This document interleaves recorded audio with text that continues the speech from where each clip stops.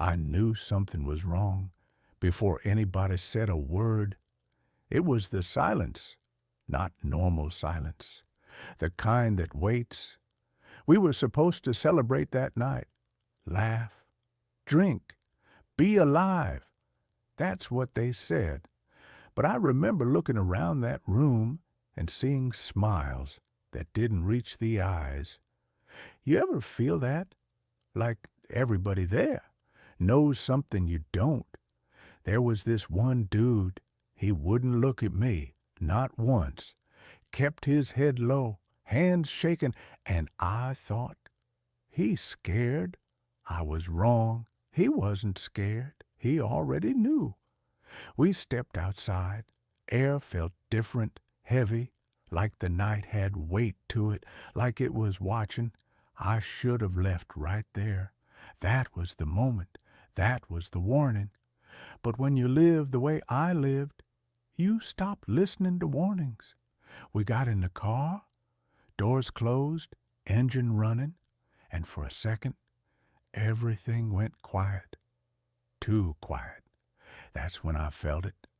Not fear, not panic, or something deeper, like my soul was trying to pull me back. Then it happened. Glass exploded before I even heard the sound. Not one shot, not two. It kept going. Loud, close, real. My body froze for half a second. That's all it takes. Half a second between living and not making it. I felt something hit me. Didn't even understand it at first. Just heat, then pressure, then nothing. I looked down, saw the blood spreading through my shirt, dark, fast, too fast, and that's when everything slowed down. Not like in the movies, not dramatic, just quiet, too quiet. I remember thinking something stupid, not about death, not about fear. I thought, this is how it ends.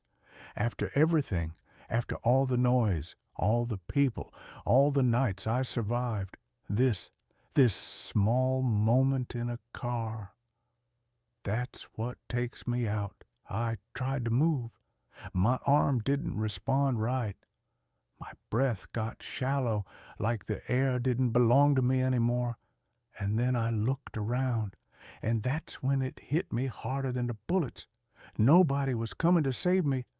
I turned my head, slow, heavy, and I saw them, not running, not panicking, just gone, doors open, empty seats, like I was never supposed to leave that car, not alive.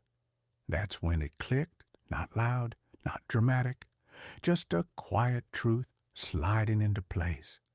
This wasn't random. It wasn't bad luck. It wasn't just the streets being the streets. Somebody knew.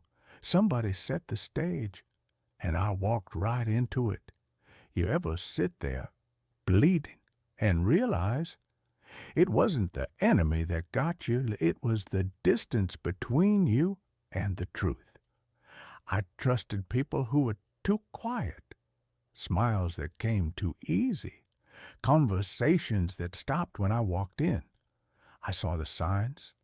I just didn't respect them, because when you're moving fast, when your name ringing, when everybody calling you brother, you don't want to believe you're surrounded by strangers.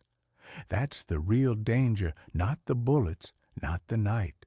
It's thinking you're safe when you're not. I remember thinking, this is it.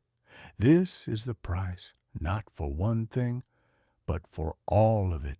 Every night I ignored the feeling. Every time I stayed when I should have left. Every person I kept around just because they were there. This was the bill, and it was due right there. In that moment, I wasn't angry. That's the strange part. I wasn't even scared anymore. I was clear. Clear in a way you only get when there's nothing left to hold on to.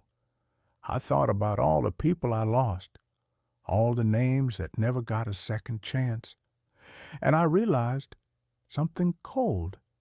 I was never different from them. I just got lucky. Longer. That's it. That's the only difference. Luck and time. And both run out. Eventually, if I made it out that night, I knew one thing for sure. I couldn't live the same way anymore. Not louder, not harder, not faster, smarter, quieter, more honest about what I see and who I keep around me. Because survival ain't about being the strongest. It's about recognizing the moment before it becomes your last. And most people, they don't see it until it's too late.